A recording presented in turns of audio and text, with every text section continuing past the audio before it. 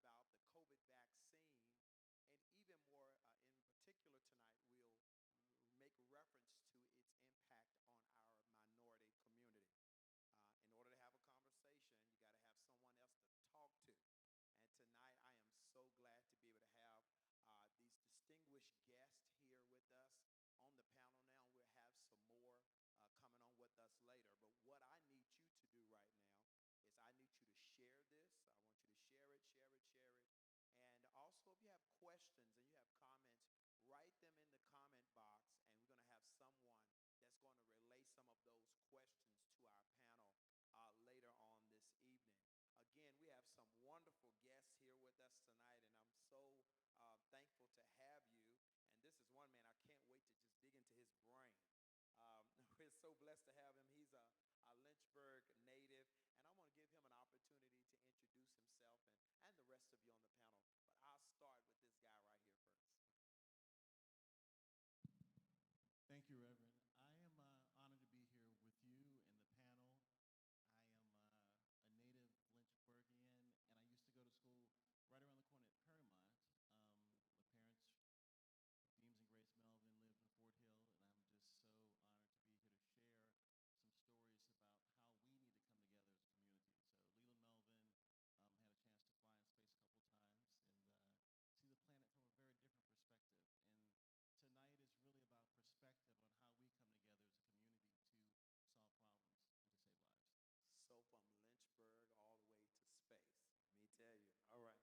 together as a community. So Leland Melvin had a chance to fly in space a couple times and see the planet from a very different perspective. And tonight is really about perspective on how we come together as a community to solve problems and to save lives. So from Lynchburg all the way to space, let me tell you. All right. Thank you. We have this beautiful young lady in the middle. Could you introduce yourself? Thank you. My name is Shirley Raines. I have lived in Lynchburg a long, long time. The accent that you might pick up is from L.A. That's Lower Alabama. I have lived here so many times. My husband was affiliated with the YMCA, and we came back to Lynchburg to retire. So I'm always interested in the community, and especially the community during this very serious time, and hope that maybe tonight we can answer some questions and communicate to you. Shirley, when you said you were from LA, I was so confused. I said, COVID has really caught up with all of us, but Lower Alabama, I get it. All right, thank you. And this gentleman at the end. Thank you. Honored to be here with you, Bishop Younger and Ramp International Church and Central for putting this on. My name is Joseph Tucker. I've lived in Southside Virginia practically my whole life, and here just share my personal experience with COVID that I had towards the end of last year. Thank you. And you served also as a police officer in our community, is that correct? That is correct. Thank you so much for being with us tonight. And so, you know, with all of your diverse backgrounds, the question is, why are you, out of all people, on the panel tonight while we're talking about COVID and we're talking about the vaccine? And so I want to ask you, how has COVID directly affected your life or the life of the people around you? Yes, the reason why I ask you this is because the news consistently, and we're so glad to have some local news here with us tonight. We're always seeing the numbers, right? We're hearing the numbers constantly, these many people. But you know, sometimes when there are no names and no faces with the numbers, we can feel detached from this pandemic. But have you been in close proximity to what this virus can do? I have, and my mother is at the summit. It's run by Centra, and she's in a nursing home. She has dementia and pre-existing conditions, and so she caught COVID 7 days after she had the first shot of the vaccine. The first, what's the name of it? Not Moderna, but the Pfizer vaccine. And I could not see her. I could not get there to see her. She was on the COVID ward. And my mom actually taught with Shirley at Lincoln Middle School, and has been a person in the community changing lives, helping people believe in themselves, believe in dreams, and rise. And so I was able to finally go and see her, and she was dehydrated, she wasn't eating, and she needed to get an IV, which they couldn't get into her veins over at the summit. And so I left with her in the ambulance to go to the hospital, to Sintra, to see if we could get her hydrated. And as we were sitting in the emergency room for 7 hours, trying to figure out what to do with my 83-year-old mother in COVID, I had a chance to talk to nurses and doctors and to have discussions about what is the best treatment for my mom in the condition that she's in.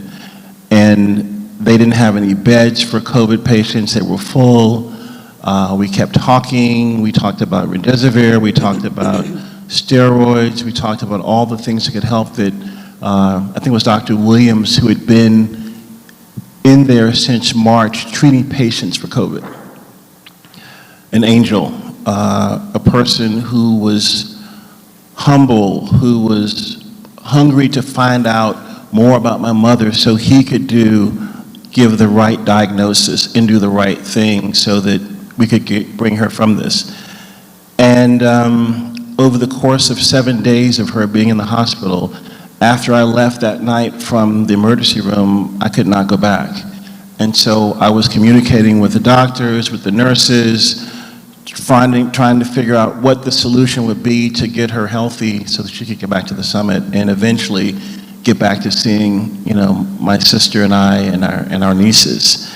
And through the grace of God, through a lot of prayers, through science that matters, science does matter, being very diligent, we got her back to the summit. And now she's going to activities at the summit because she is COVID-free and her spirit is renewed because of what happened at Lynchburg General Hospital. So I want to thank the doctors over there, Michael Elliott, the nurses, everyone in this room from Sintra that made my mother whole again. And it was an amazing, amazing transition from, do we want to give her an IV and send her back as comfort care to her being COVID-free. And that's what you guys did for my mom, so thank you. I can tell by the way you are communicating this, that even though she's COVID-free, this made an impact on you. I mean, what was the hardest thing about that time for you? I think about 2.5 hours into us trying to figure out what to do with my mom, I said, "Mom, I love you." And my mother's name is Grace Melvin. I said, "I love you, Mom." And she said, "I know." And she doesn't talk that much. So that saying, "I love you," her hearing me being there, being an advocate for her. And I think I was talking to Michael earlier, and I said, every person needs an advocate. They need someone to speak on their behalf. They need someone to be there to navigate the myriad of solutions to getting that person healthy again. And we need that person. We need to make sure we have those people. But I was sitting there and I started crying. I was leaning over, crying, thinking that when I leave here, I may never see my mother again alive. And I was distraught, was crying, and the doctor came in and he put his arm around me and he said, "It's going to get better." So there was that compassion, that empathy, the love to make me whole during this whole process of trying to make my mother whole is what really affected me. Thank you. Thank you so much for sharing that. Shirley, right? Yes. All right. Yes. Shirley, I can tell as you're sitting right here, it has impacted you. What has been your experience? The closest brush that I had with COVID was a very dear friend of mine. He had quite a few, as they say, comorbidities, and went to the hospital, was out of the hospital. This was before he had COVID. And they think that maybe one of the healthcare workers that came in to help him had COVID. He went back to the hospital. His wife could not see him, and he was in ICU. He had multiple health problems, and she could not be with him. His son is in the emergency department at Centra, and he, thank God, was able to be with Ed. But then Ed's wife contracted COVID too, and so she had to go. She had not been able to be with her husband when he died, and so she had that grief plus this terrible virus, and so she had to take care of herself. She told me that the medical personnel that were her son's friends did not want her to go to the hospital, and they did everything they could to keep her out of the hospital, and she got well. The other probably kind of parallel contact that I've had is that I am the prayer concerns coordinator at our church. And if a prayer concern comes to me by email, I let it be known to about 100 of our members who are what we call prayer warriors.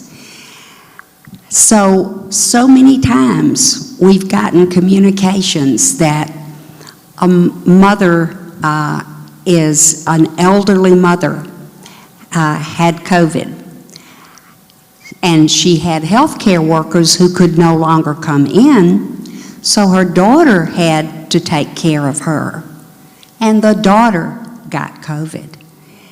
And so multiple times, of course, we've had people who had to drop their loved one off for a surgery, but they could not be with them because of the COVID. So that has been probably very close to me because I see these things. I communicate to our prayers, and it's been tough. It's been very tough on our community.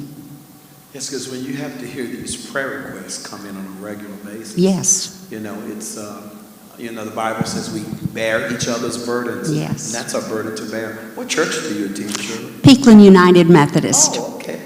Beautiful church. Yes, Thank it you is. so much for sharing. Thank you. Mr. Joe, have you had been personally impacted by this COVID? Yes. So I got COVID December the 16th is when I was diagnosed with COVID, and I probably had it for roughly 15 to 16 days. And originally, before I got it, or when I first got the diagnosis, I thought, well, I'm young, I don't have any underlying health conditions. I had literally just had a physical several months before that, perfectly healthy, didn't have any concerns, and as the days went on, I got sicker, and I went back to where I got tested. They said, you have a slight case of pneumonia. They sent me back home. The next day, I was in the ER. I was having a hard time breathing treatments, the whole 9 yards. Got better in the ER, sent me back home. Same thing, I would go through a day or so, felt like I was better, but I wasn't quite out of the woods. So on Christmas night, I couldn't breathe. It finally got to a breaking point, and for me, I would get into really bad coughing spells, and I couldn't get myself out of them, and I couldn't breathe, and I didn't have any oxygen. And I think at one point my oxygen level was between 78 and 82 at the worst of the worst. So then we went into the car, went to the emergency room, where a good friend of mine was the ER physician, and they admitted me to the hospital very shortly thereafter. And I was pretty sick there before getting admitted. You had just had a physical, so you didn't have, as you know of, any underlying conditions. No, I don't have any. Still ended up in the hospital. Yes, sir. I think that's what it continue to remind us that there is so much that we still don't know, and I'm happy to talk to the doctors as well as we go into our second panel. But you were in good health, just had a physical, working on the police force, and You spent your holidays in the hospital. Yes, I think it was 4 nights, 3 days. And even when I got released from home, I still wasn't out of the woods. I had to be released with home oxygen, which, again, I'm in my 20s. So I didn't I didn't think I would need that or ever would need anything like that. But even when I got home, I still had some complications. I would still get winded from walking. I would still have the coughs. They weren't as bad as they were prior to me getting admitted to the hospital, but it was still very challenging. Yeah, and we're still hearing, the conversations from people that have had COVID about brain fog and different things they're still experiencing. Well, after all you all have experienced by being a prayer warrior for your church and getting those prayer requests, having it yourself, experiencing this with your mother, well, I don't know if you knew I was going to ask you this, but I am. What do you all think about this vaccine? Are you still going to take it, or have you taken the vaccine? Or do you? I will. I'll very publicly say before this, I was against it. I was, it was rushed to me. I didn't necessarily trust the process. Oh, so you were skeptical. So you were in the beginning, you weren't just like, I don't know. You were like, oh no, absolutely not. I'm not taking this vaccine. I wouldn't say I was absolutely not, but I was definitely on the wait and see. Let's let some other people try this thing out, right. And then if they come back okay, then sign me up. But after having that experience, I wouldn't wish it on my worst enemy. So for you, it was not just a bad flu. Absolutely not. It was so bad that at one point I did not know if I would make it. And I remember asking the ER doctor, who's a good friend of mine also, about it. Would I know if I would see the other side of this? Because I couldn't breathe. It was the scared I've ever been in my life. Oh, wow. Shirley? If you had one right there, right now, I would take it. Yeah, if I could find one.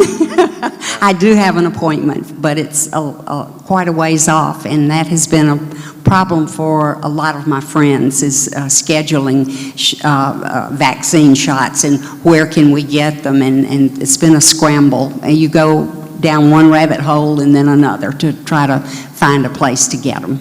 Yes, but I do have one at Centra. On the 15th of this month.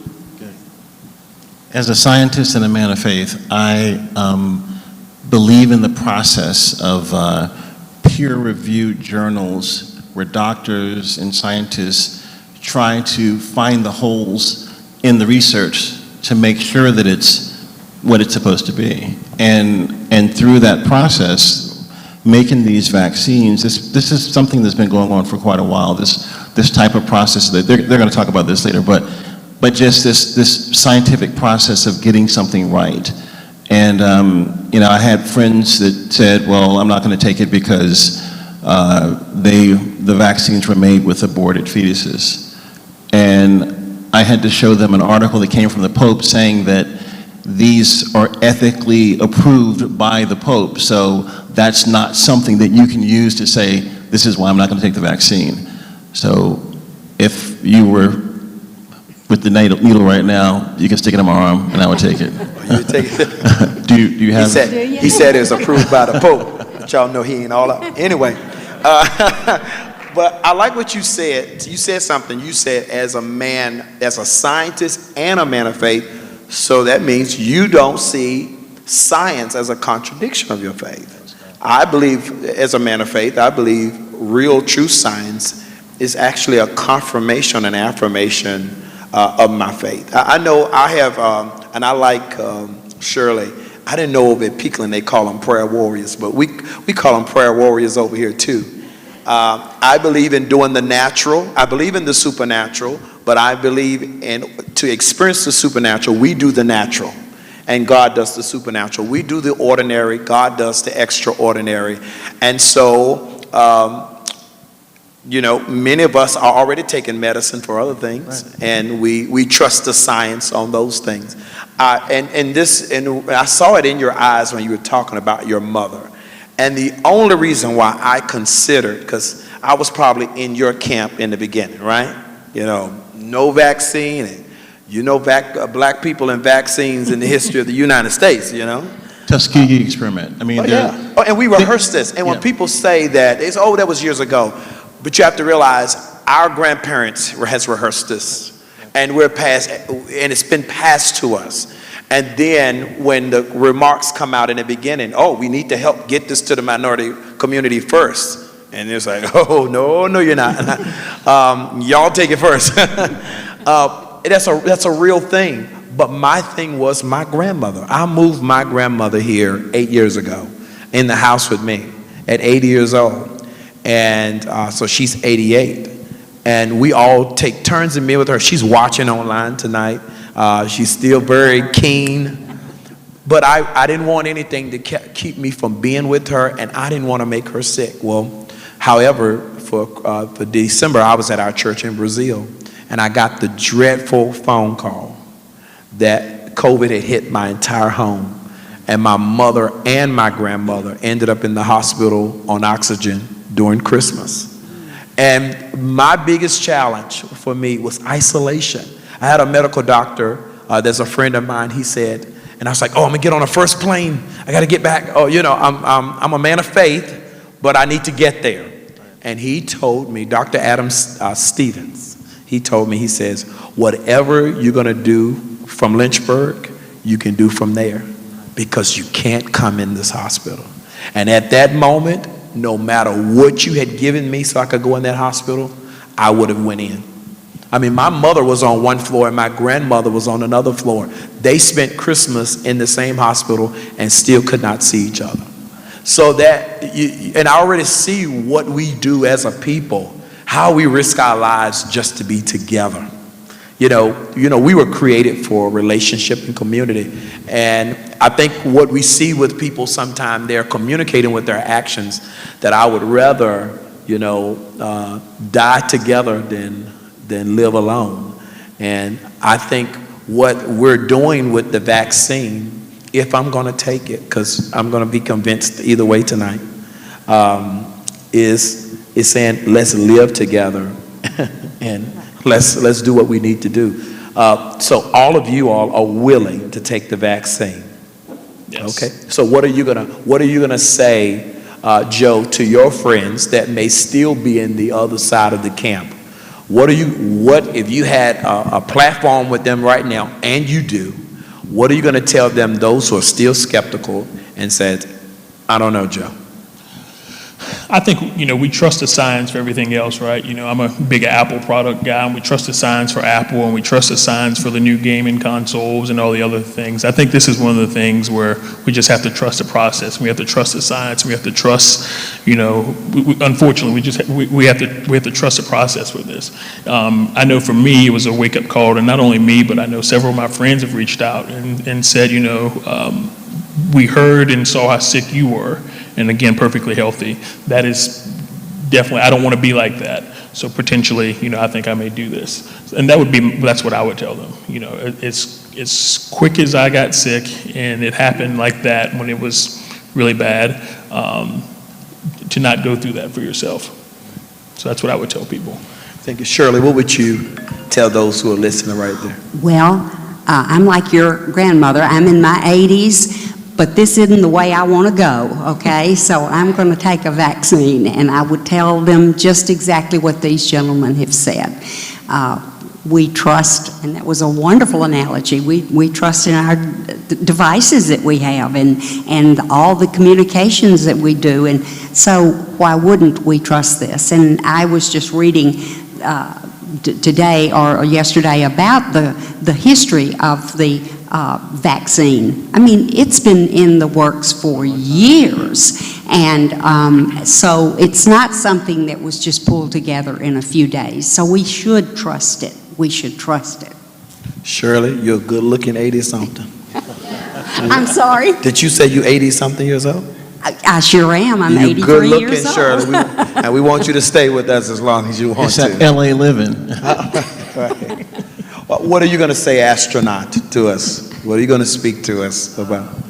You know, when I was in space looking back at the planet, going around it every 90 minutes, I was with Russians, Germans, the first female commander, African American, Asian American, and if any one of us did something wrong, we would all die. We'd all be gone. So we were a community that trusted each other to make it home safely. When you think about this virus, it's a global pandemic. We all have to get vaccinated, or it's gonna keep circling around and take us all out. So it's important that this entire community gets vaccinated. It's important that when you were in Brazil, the people in Brazil get vaccinated. It's important that we all have this language of the science matters, and we're people of faith, and we can do this as a community together. Thank you so much. Will you all clap your hands thank you so much for sharing your story and sharing your heart today and your experience, because you understand these individuals' experiences have been duplicated over and over in our community over the last, wow, how long have we been in this pandemic now? Something that we thought was going to be a couple of months.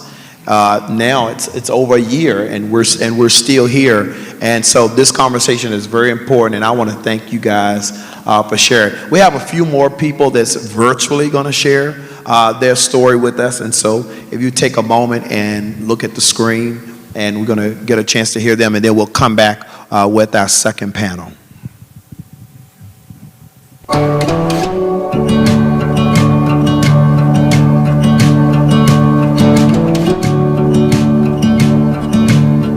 The reason I decided to get vaccinated was to protect my coworkers, my family, and my community.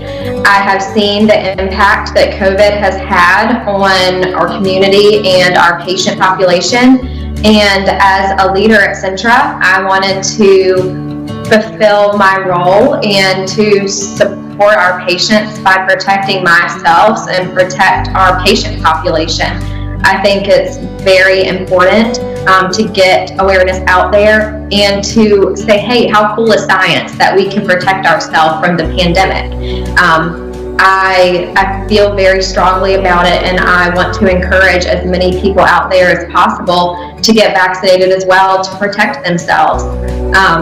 Working in an area, I work in cardiology, and so I work with a lot of immunocompromised patients. My priority is to keep my patients safe, along to keep my family protected and my child protected as well. So that's the reason I decided to get vaccinated. At first, I was very apprehensive about getting the vaccine. I'll be honest with you, I wasn't sure about the bad side effects. I kind of started watching some of my coworkers get the vaccine. I saw anesthesia providers get it. I saw doctors get it. I saw managers get it. And I thought, well, I'll just see how they do. And I was kind of joking about that, but not really. I just wanted to see how they did. And most of them had some minor side effects. They had a little bit of achy arm, some aches and chills, a little bit of a headache. And I thought, well, that's not too bad. And I also kept hearing a lot of people say that they were really apprehensive about the vaccine because they felt like it was pushed through too quickly. And the more I thought about that, nothing is 100% safe in medicine.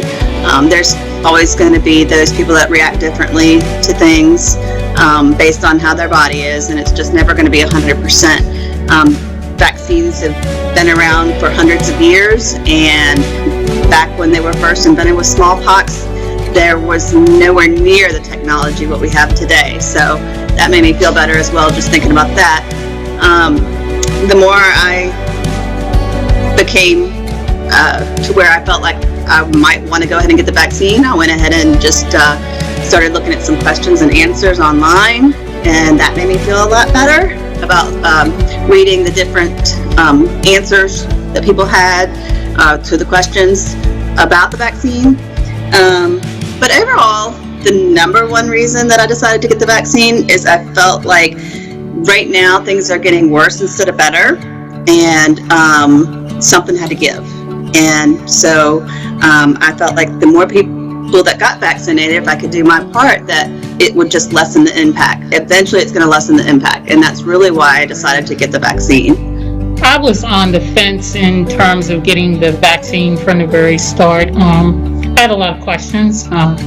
Wasn't real sure what the side effects were going to be. Wanted to be real sure if I'd end up getting sick from taking it. Wasn't real sure.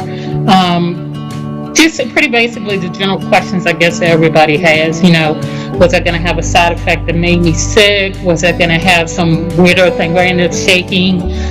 Side effects today versus the side effects 6 weeks from now or 6 months from now.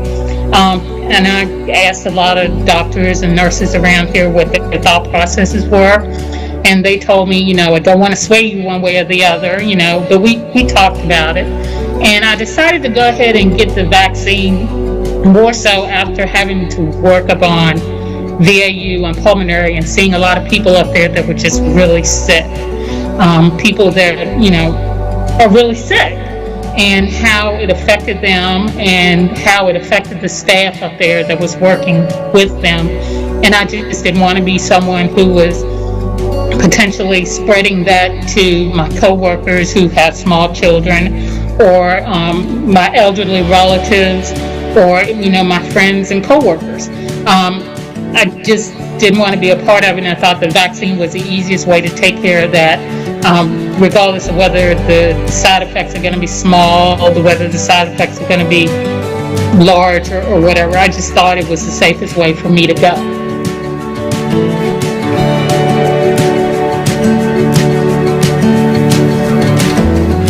Again, we want to thank you so much for joining us live. We are here live in the city of Lynchburg, Virginia, here at the Ram Church International.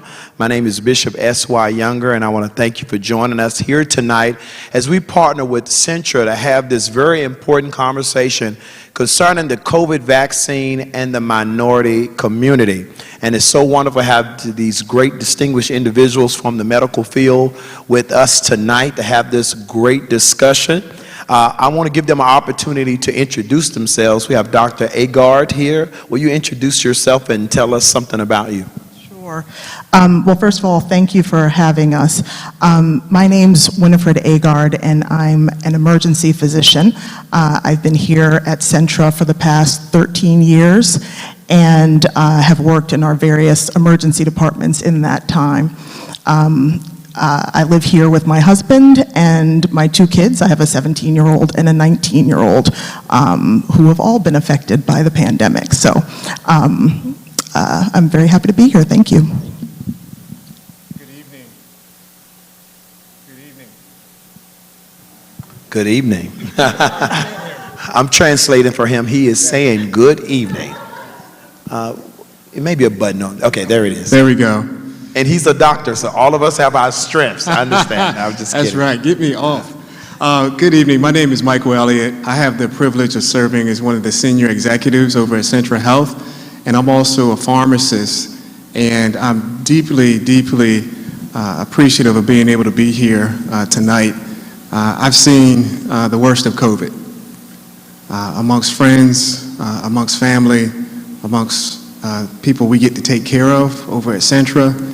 And I've also seen the disparities that COVID is pulling back the curtains on that we know have been there before, but they've been exacerbated by COVID. So happy to be here and to talk about that tonight. Thank you so much, Dr. Elliott. All right, so I learned from Michael. Good evening, all. I'm Chris Lewis. I'm a cardiologist and Vice President of Medical Affairs at Centra. And what that has me do is a lot of different things, but this last year it's really been COVID. That's what I've been mainly dealing with.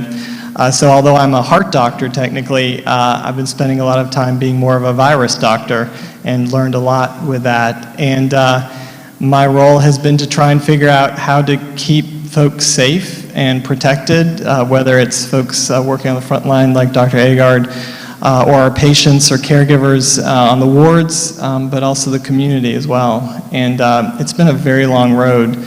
And I'm glad we're here tonight to be able to talk about things, including vaccines, which I think are the best way to get through to the end of this road and are the light at the end of the tunnel. So I'm glad to be here and looking forward to answer any questions.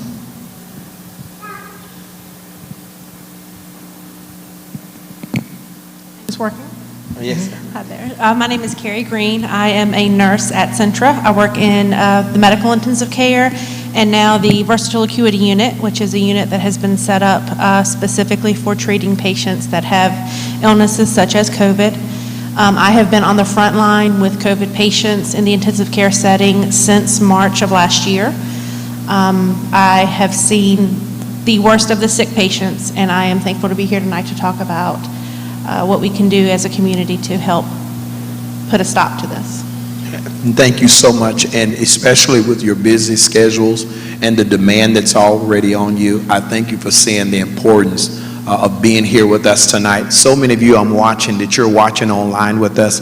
Cynthia Hall is commenting saying that she is a patient at Gretna Rehab Center and she took her second vaccine shot today, and so we're reading your comments. Thank you for being a part of this discussion. Listen, there's someone else that needs to hear this, so we want you to share it, because we have so many questions, and a lot of times we are shifting around with uninformed answers, and so we want to be educated in it tonight. And I got an email late last night from a colleague that made a good point to me. He said, the country is so separated already. Why would you have a discussion concerning COVID in the minority community? We have some African American doctors on the stage tonight. And why do you think it's important that we would even make an emphasis on communicating to the African American community when it comes to the COVID vaccine? Well, I think that the African American community, specifically in this country I'm going to talk about, has been particularly affected by the disease. African Americans just across the U.S. are, 1.5 times more likely to get the disease. How many? 1.5. Wow. And they're 3.7 times more likely to be hospitalized. The death rate is almost 3 times. And so while we need to discuss the issues of COVID-19 amongst everyone, because it was eloquently said before, this is a global pandemic and we have to address it on a global basis. For us here, I think African Americans are less likely to want to be vaccinated because there's a lot of skepticism and hesitancy. And so I think we're being affected more frequently, and we need to have these discussions so it's more likely that we do the things we need to do to protect ourselves. Thank you so much. And she mentioned, Dr. Elliott, about the skepticism. Is there any validity to African American skepticism when it comes to vaccine? You all are the medical doctors, so I wanted to ask you all, is there any validity? I know we are all, and not just African Americans, I've heard other people too, some of our own nurses and doctors in the beginning. I like the nurse says she waited to see what was going to happen to the doctors first. I would have been right there with her, But, what is there? I want you to speak, Dr. Elliott, if you would, to the skeptical mind of in the African American community. Absolutely. There is great reason to be skeptical. Okay. I think it was mentioned earlier about the Tuskegee experiment. And for those not familiar with that, it's a dark part of our history here in America, where African American men who were known to have syphilis were told that they were getting treatment and they didn't. And that was done in back rooms. It was done undercover, and it was a dark part of our medical history. I also hear people recommend or tell people to go look at the movie Henrietta Lacks. We talk about HeLa cells, and that was someone whose cells were used for research without them knowing. Her family didn't know about it for years after she died. So there is great reason to be hesitant about many things in the medical field. However, this vaccine is not one of them. The light of day has been shown on every part of the process of development of the vaccine. As a matter of fact, it has been one of the most public things that happened in medicine ever. We've known about every vaccine, we've known about every step, we've known about every trial. Even with the trials for the Pfizer and Moderna vaccines, we've seen them actually increase the number of African Americans that are actually in the trials too. That is something that we have struggled with as a medical community over the years. So the light is being shown on this. So although things were done in the dark before, this has been done all in the light. And the only other thing I'll add is that a lot of people ask, well, how did it happen so quickly? Well, just like when any team works together, you can make things happen in an amazing time frame. So for example, usually when vaccines or drugs are coming to market, there's a set of processes. You go through your phase 1 trials, you wait a while, you go through phase 2, you see if there's a market for the drugs. Well, when we came together and said this is a global pandemic and we need to do everything we can, nothing was skipped. Not anything was skipped. Things were just accelerated. So for example, while we were doing clinical trials, the government said, companies, you can go at no risk and start manufacturing this vaccine. And if the trials say it works, then we're going to have vaccine ready as soon as the trials say it works. So we didn't have to wait that usual time between the trials saying something works and then ramping up manufacturing. So those are the things I would share. And if I could just add, both the Pfizer and the Moderna vaccines included 10% African Americans. And that was a great number compared to a lot of other trials. Now, when you said it included, are you talking about people part of the trials or? Correct. Okay, oh wow. In the United States. Okay, exactly. Now, Dr. Lewis, you told us in your introduction that you're actually a heart doctor. But that's true. But in a, they said this in when you're out on a lake, you know, in a storm, every port counts. So that means a lot of doctors in other fields have really been pulled to this front line for this battle. What has it been like for you caring for COVID patients? What has that experience been like? So yes, I am a heart doctor, but I'm a doctor first. And I think doctors in general have banded together to take care of a pandemic that none of us have ever seen before. I mean, this is a once in a century thing, and hopefully we won't see another one for another century. But in terms of what the front line has had to do and physicians have had to do, it's different. They're working often in hot zones, which we call them, behind lines where you are walled off from the rest of the world because there's COVID behind that, and you do not want that to spread. You don't want that to get to other folks. And so these folks are in PPE, in masks, gowns, gloves, all day long, from when they get in there to when they leave. And they do that day after day after day. And often they are the only people that can give comfort and solace to the patients, because as we've heard before, you can't let other folks come into that hot zone, family members, loved ones, because it's a dangerous place and you don't want to infect other folks. So those caregivers are the only folks to be there with our patients at these very hard times. And sometimes they also are at the end of life. And so the kind of strain that this has put on caregivers for months now, it's hard to explain, and it's hard to understand unless you live through it, but through their words, we understand that it's what we were built to do, it's what we were meant to do, and there will be another side to this pandemic, but it's something that I hope we don't have to go through ever anytime soon again, and I hope that it ends soon. And I think vaccines, again, I'll just throw in another plug. I think vaccines are the best way to get to that state sooner. Can we just clap our hands for the medical workers who just been working around the clock? I heard when Mr. Melvin was talking about the situation with his mother, and even with my mother and my grandmother.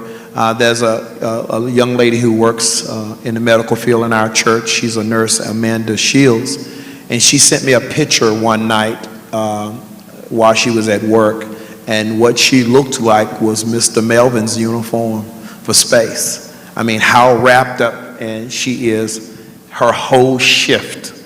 I want to ask you, what is it like going from room to room? Because, you know, Christmas Day, I'm trying to utilize patience, trying to communicate with the nurses. But I'm like, you know, my family was complaining because we were trying to talk to my grandmother, but someone needed to go in the room to make sure the phone was close enough to her. And at first we couldn't understand why you just can't go to, you know, leave the nurse's station. Let me help you, because, you know, my family, we're very strong and we know everything. Just go over to from the nurse's station and get the phone and make sure she can get it. But what is that process like? We actually timed it. It's to actually don PPE and remove PPE. The process takes 6 minutes and 22 seconds. So we do, when we go in, we all have a certain aspect of PPE on just to go into the ward. But then to actually go into the patient's rooms, there are additional levels that you have to go in. So what we have to do in a way to make sure that the patient is safe, that the patient is cared for, but then also we have to think about the safety of, selfishly, I feel like I'm saying, I have to think about myself, but also I have to think about my coworkers. So if I've gone into a room and I haven't protected myself and then I have to come out and communicate with my doctors, then I'm exposing them. And it creates a ripple that it never stops. So it is a matter of when we go into this patient's room and we have more than one patient, we have to time it that we're going in to take care of everything that that patient needs. And then we have to go into the next patient's room and take care of everything that that patient needs. And then do that in a controlled way. Controlled chaos is what I kind of call it. Controlled chaos. Controlled chaos, so that we can give them everything that they need and still be able to come out and communicate with the families, because they are completely separate from their families. And we do know that. It's something that bears very heavily on us. I'm at the frontline staff taking to our leadership that, you know, that I need to get these families in, and we can't. And it is hard, but it's hard. Sometimes being nice and being kind are not the same things. We're not being nice, we're being kind to you by preventing you from having exposure. And so there is an aspect of going in. I can't just go in there. And being caregivers, our instinct is to run in there. I've actually, when this first all started, as a critical care nurse, when I see a patient, what we call crashing, I want to run in. I want to go in and do something. I want to prevent this person from crashing. And I've actually had one of our doctors stop me and say, "You cannot go in that room." Wow. So it is. What is that for you, though? How has COVID affect you as a medical worker emotionally and psychologically? It's almost hard. I'm still in it. All this started, back in March, and that's when everything was really, heavy, and everyone was pushing. The communities were pushing, and we're still getting some of that. But everything was up here back in March, and now it seems to die down. But as healthcare workers, we're still in it. We still talk every day about it. We still see the numbers every day. So would you be honest to say many of the medical workers haven't really had a chance to unpack it all? Like, this is something That's exactly ongoing. Right. I can answer that question better a year from now, because a year from now, a year from now when this is resolved, because everyone has done what they need to do, that's when you can get those answers. I like your faith talk right there. I do, yeah. And you said it's that you felt like it was almost selfish, but I think we get it, because if you bring it home, then it affects your family, your children. Wow. Let's clap for the medical workers one more time. I mean, around the clock. I wanted to ask you all, and any of you all can just jump in. what have you found the most shocking about this COVID virus that's different or that you've had in your experiences concerning any other virus or sickness? What has been a surprising thing for you guys? I'll jump in. We think of the virus and we think of physical illness. And it is phenomenal how quickly someone can be talking with you and then be on a ventilator in our intensive care unit.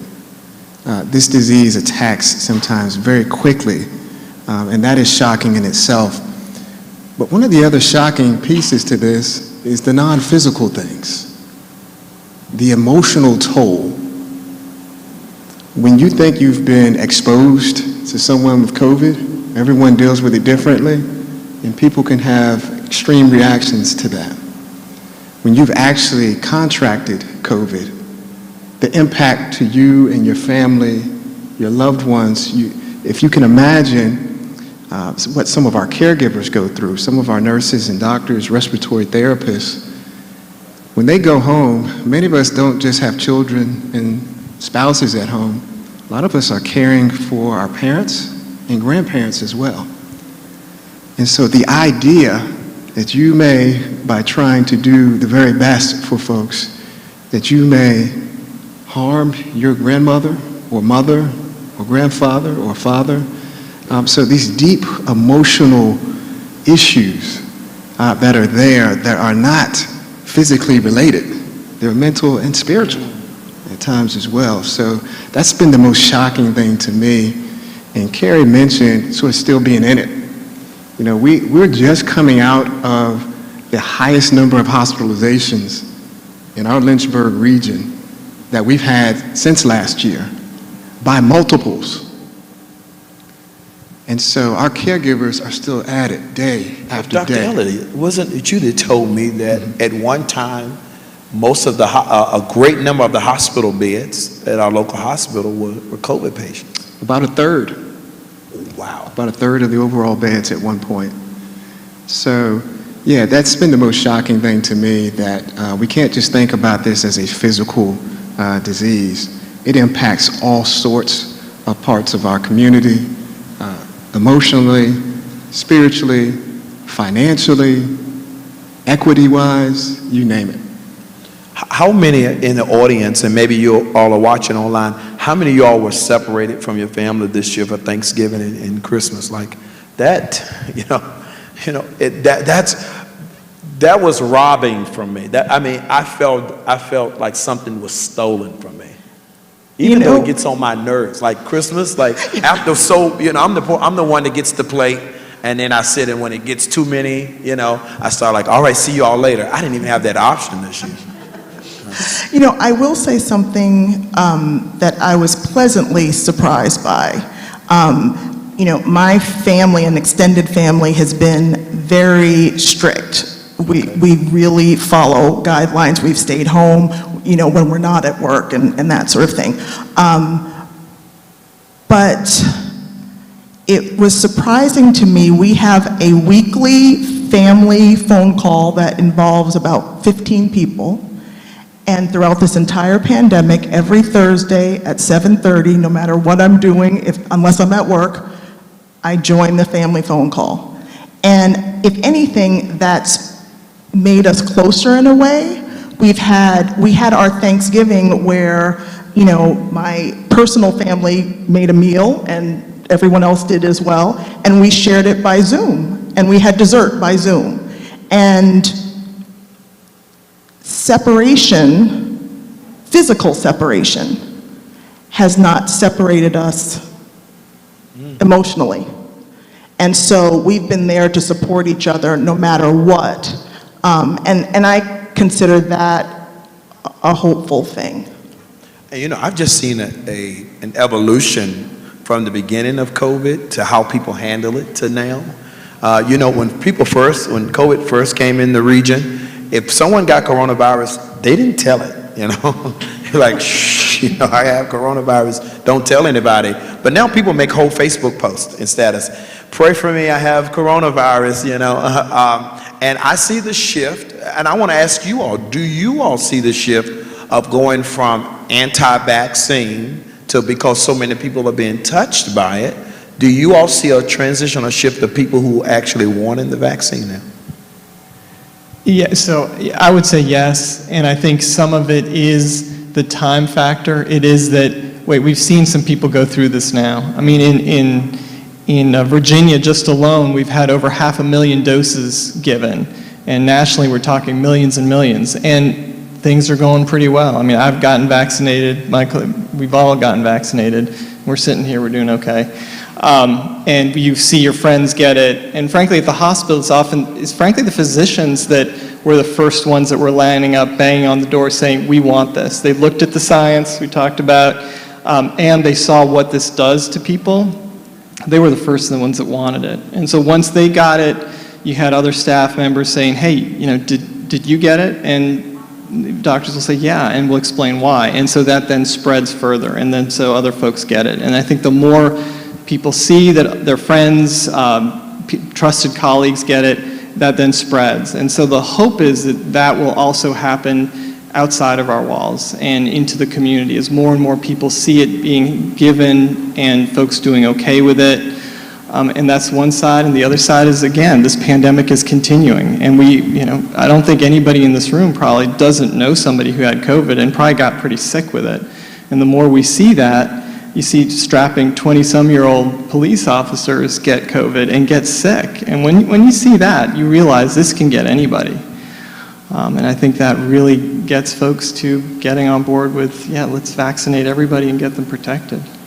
Okay, so since I've been reading and studying and listening to all of you about the benefits of the vaccine and being a faith leader myself, knowing the responsibility I have to be an example, so I'm like, I'm going to try to get this vaccine, right? So I'm going to pull every punch I can. I need to get a vaccine. So I called the governor's office today and see, can they get me a vaccine?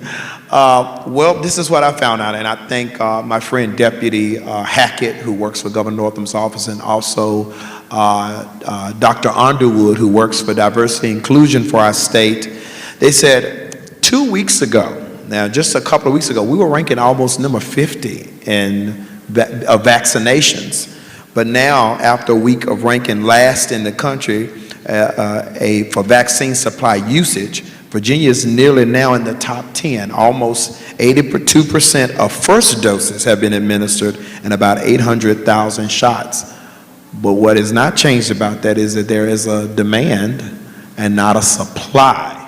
And so I'm trying to push the people that let's get vaccinated. Now we got to find some vaccines. I mean, we're not going to jump y'all tonight after the thing, but those are some questions, you know, a lot of us have about, you know, the Ramp Church is of a network of 20-some churches in the States and churches around the world. And just last week in our leadership meeting, several other pastors from other states have already gotten vaccinated, and we don't have that option yet. So what should you tell us to do while we're waiting for we who decide we're going to get our vaccine? What should be our posture in waiting? I'll take that one, Bishop. I like your socks, by the way. Thank you, sir. Thank you to my wife for getting that. The first thing to do is this. I know everyone is tired. It's been a year now since we've been social distancing, wearing masks. We've got to keep on doing it. Everyone, I think, at this point has heard that there are different variants that are out there now that are a bit more contagious than the original. Could you imagine how I felt when I heard that? Yeah, absolutely. I mean, I'm trying to catch my breath from the COVID-19 and trying to digest.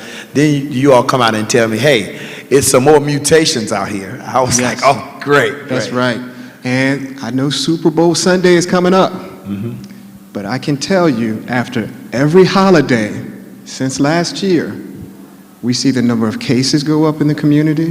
Then right after that, the number of hospitalizations go up in the community. The number of people in the ICU, intensive care unit, go up.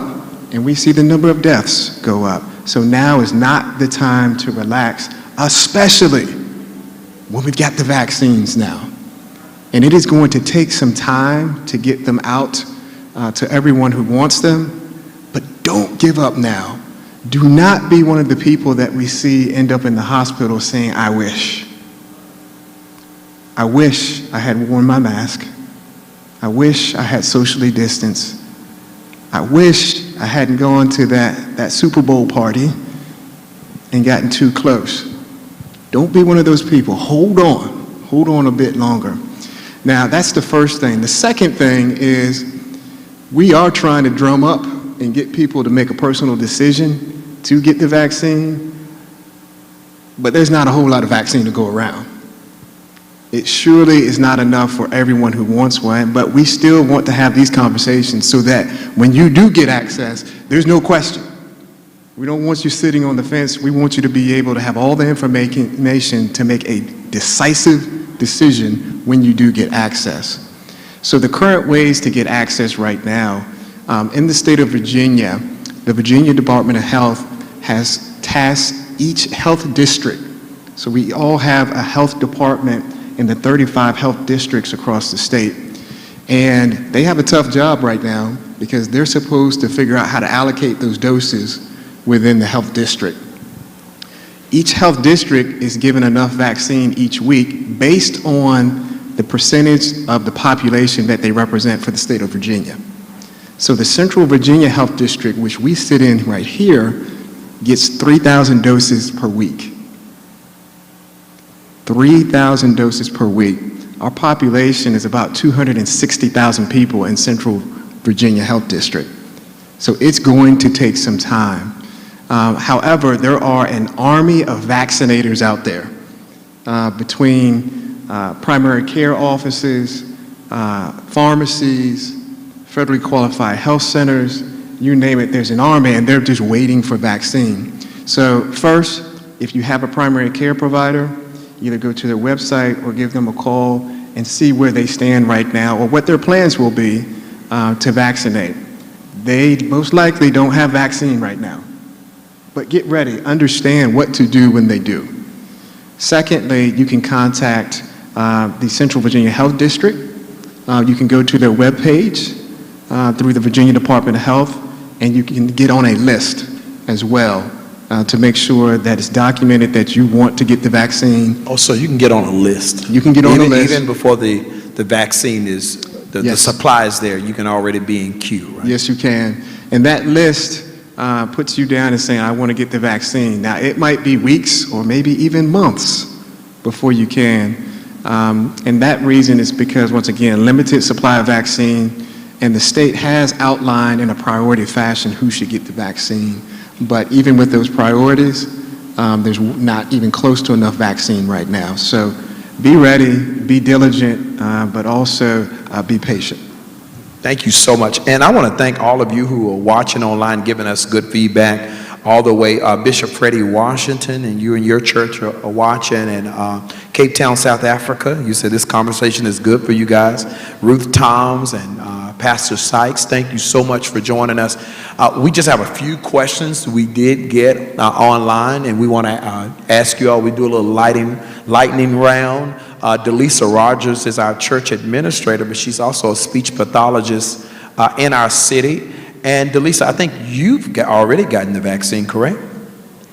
I've received both doses. All right. Yes, look out for your pastor, okay? What you all see, there's a strict guideline of how these things happen. I don't even have my vaccine yet, but I want to get vaccinated. Delisa, what are some questions for the panel we got from online? Well, you have addressed the different variants that now we are seeing sweep across the UK. So one of the questions includes how effective, and we've talked some about the Pfizer vaccine and Moderna, how effective is the Johnson & Johnson vaccine in your knowledge? So are we talking, so effective in general or versus, in general, the data so far looks quite promising. It's not fully published, but it looks like it is quite promising at protecting folks from getting infected in general. But what really matters, frankly, for all of these vaccines is to key in on how well does it protect you from getting really sick. You know, if you just get a cold, feel cold-like symptoms, that's not a big deal. It's the people you want to make sure that they don't get sick and need to come into the hospital or frankly die from this. It seems across the board the vaccines that we've seen so far, the ones that are out and the ones that are coming, seem to be very effective at that piece.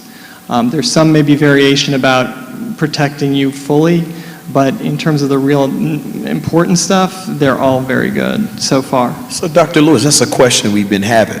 So the vaccine does not necessarily mean you won't get COVID, but it's saying it's protecting you from being deadly sick. So I think both. It does protect you quite well from getting COVID. It's not perfect. There is still a risk of getting it. But even if you get it, you don't seem to get nearly as sick as you would without a vaccine. Okay, thank you. That helped me so much. What do you have, Delisa? When do you think the city of Lynchburg will reach herd immunity? That is a question without an answer. So for those who don't know what herd immunity is, that's once the population reaches a certain level so that it protects everyone around. So even when some people are not vaccinated, if enough people do vaccinate, the virus can't spread like it's spreading right now. And that's what we call herd immunity. It's a part of getting the vaccine, not just for yourself, but protecting everyone else around you as well. There's really not an answer to that. Most of the studies show that once you get to 60, 70% of a population, that's when you reach herd immunity. And we're going to push to get 100% of our population vaccinated. However, that will take some time. And hopefully those vaccines, I know the manufacturers are working on it. Please say prayers, and if you know anyone, have them keep working as hard as they can as well. As we're speaking of the minority community and Black and Indigenous people of color, one of the questions said the West Virginia plan is widely respected and it seems to be outpacing the rest of the country when it comes to vaccination. So the question is, should the city of Lynchburg take a page from them and explore letting our local pharmacies give the vaccines as well? I'll share that. I've had the privilege of working with our local health director and also working with our city officials.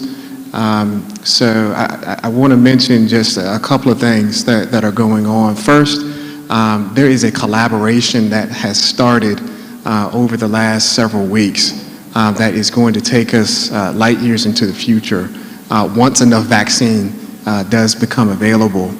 There's a collaboration between the local health district, Central Health, also the city of Lynchburg and our surrounding counties and their emergency management teams. And that group is working every day to allocate the vaccine, even though it's only 3,000 per week, to as many different places as possible.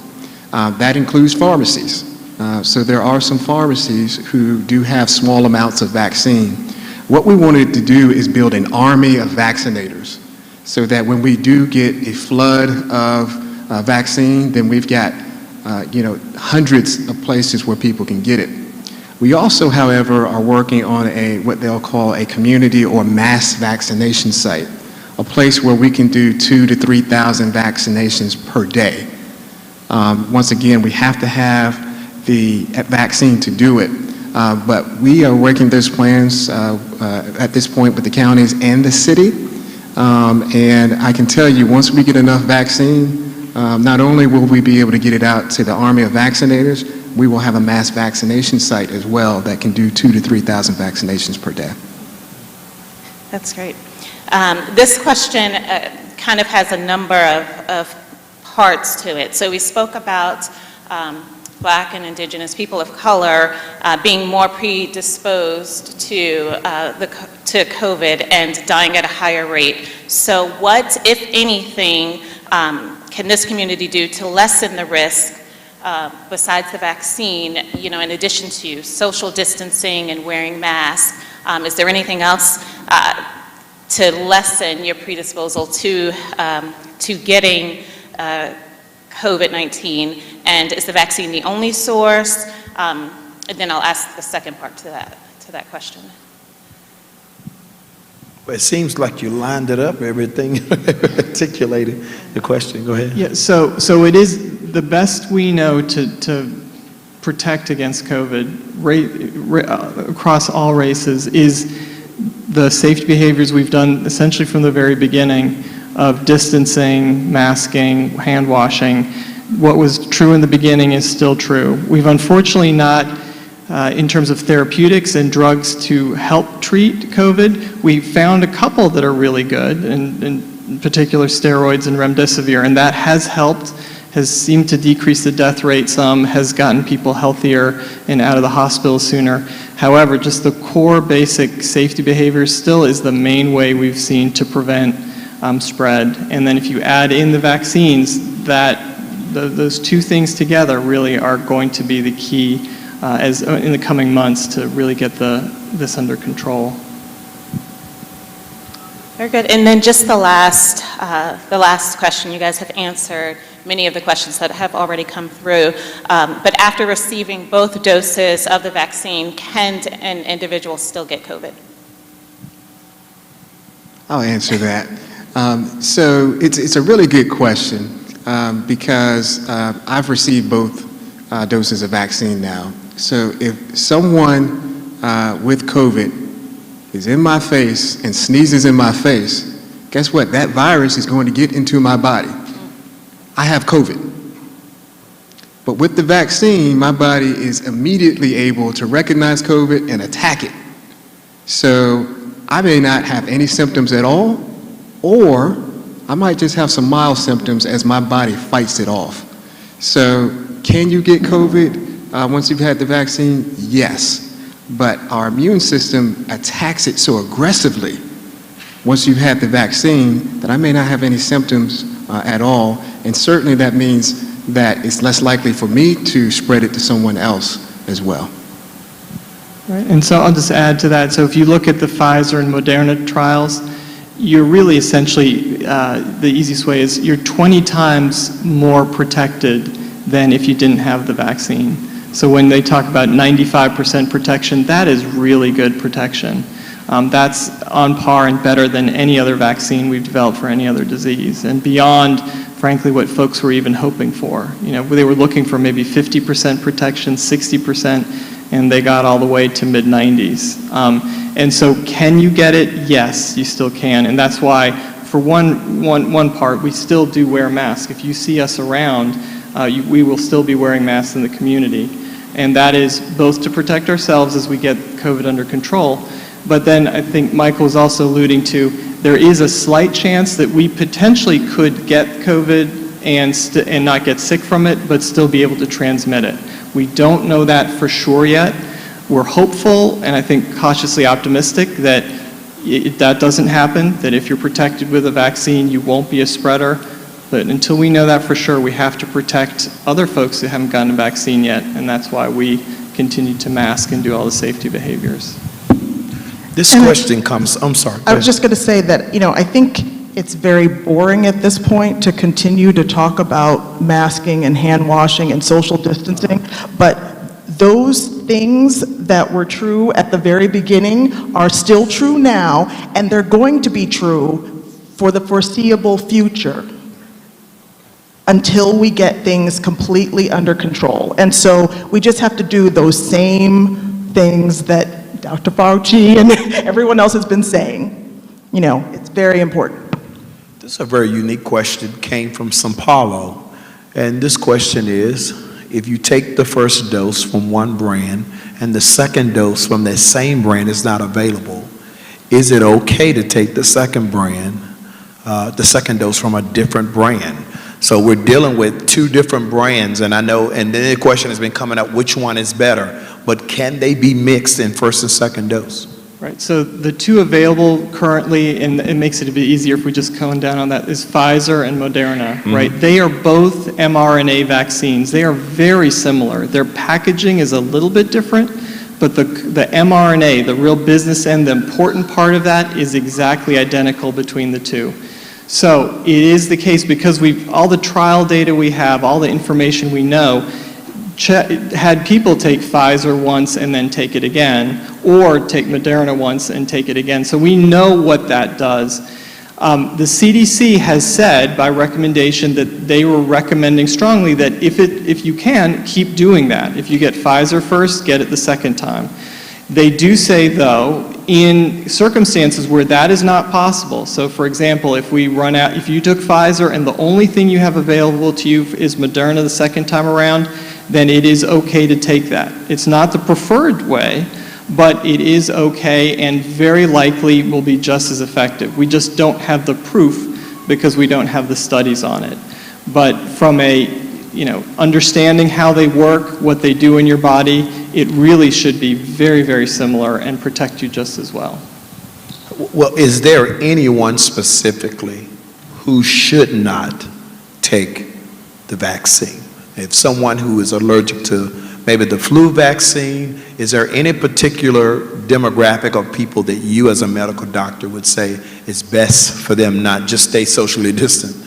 So, that's a great question. We get that a lot. And fortunately, the answer so far is that there are very, very, very few people that should not take the vaccine. And that those people are not just run-of-the-mill allergies. So if you have allergies to cats or peanut butter or something like that, if it's just a run-of-the-mill allergy, you're fine to take it.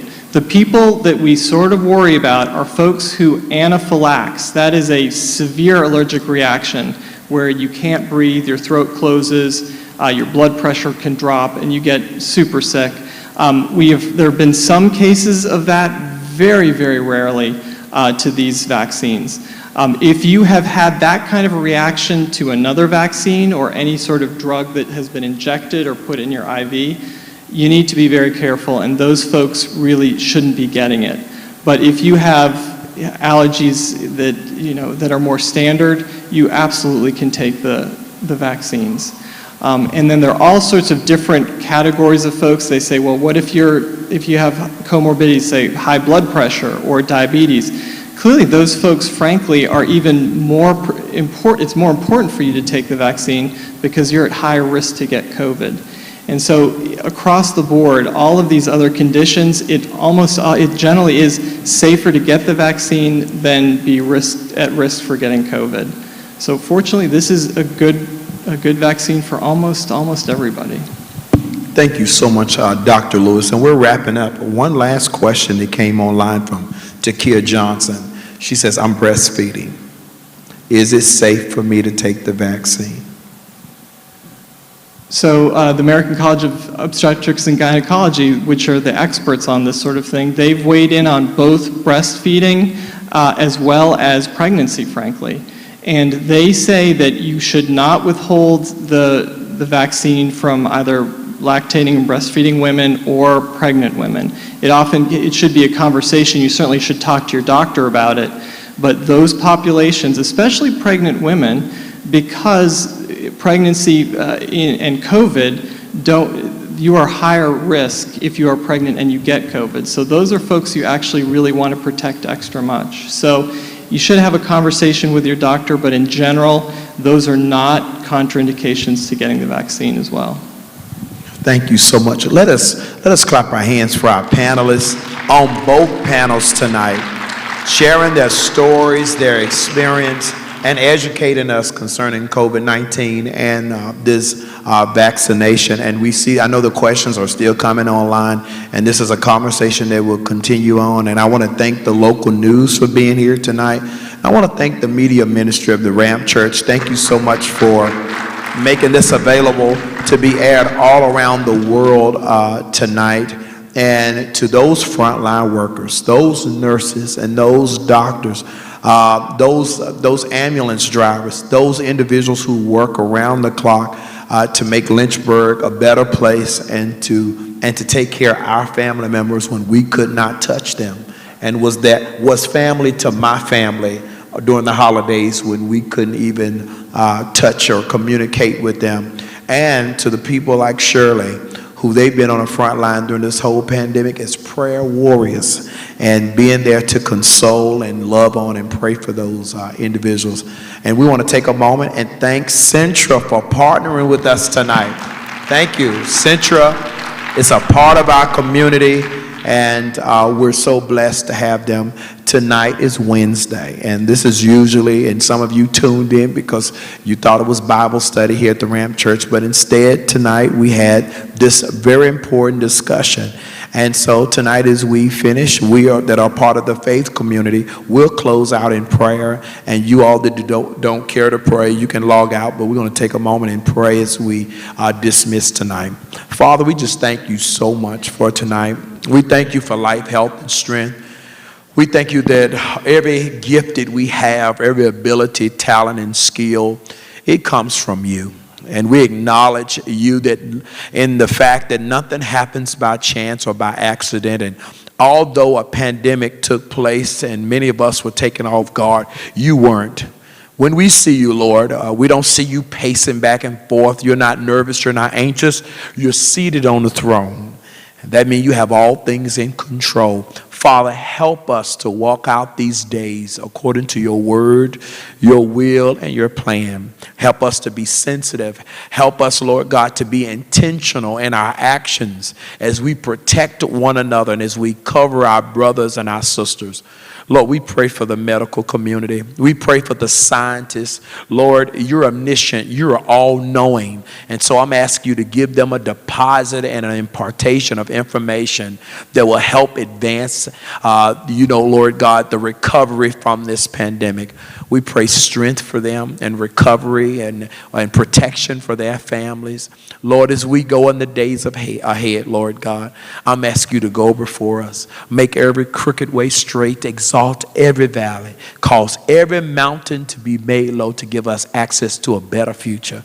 Lord, this is the prayer I pray in the only name that matters. In Jesus' name I pray. Amen. Amen. Everyone clap your hands. Thank you again for joining us. Thank you. Stay connected. God bless.